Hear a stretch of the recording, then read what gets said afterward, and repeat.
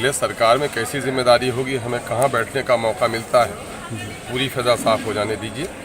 हुकूमत कैसी बनती है, किन की बनती है, कैसी हुकूमत बनाई जा सकती है, उस पर हम लोग विचार करेंगे। उसके बाद आगे की बात करें। आज की जीत को किस तरह देख रहे हैं?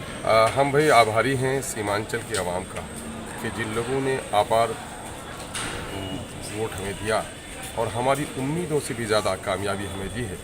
दरअसल हम गांव की उन बूढ़ी माओं का जिन्होंने रोज़े रखे, उन बहनों का जिन्होंने दुआएं की, उन नौजवानों का जो परदेश में रहकर अपने घर को खबर देते रहे, इन लोगों ने ज़ात पात और मज़हब को नहीं देखा। सब लोगों ने उठकर सीमांचल के साथ जो नाइंसाफ़ी हुई है और उस नाइंसाफ़ी के ख़िलाफ़ इंसाफ के लिए, पिछड़ेपन की जगह तरक्की के लिए लोगों ने हमें वोट दिया है। हमारे लिए बड़ा इम्तिहान है।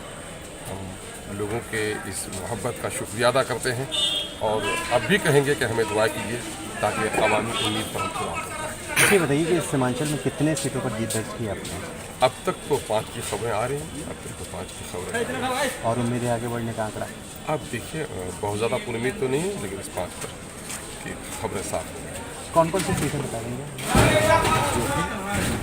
बहादुरगंज, कोचार हमन, अमोह, बहुत गौ।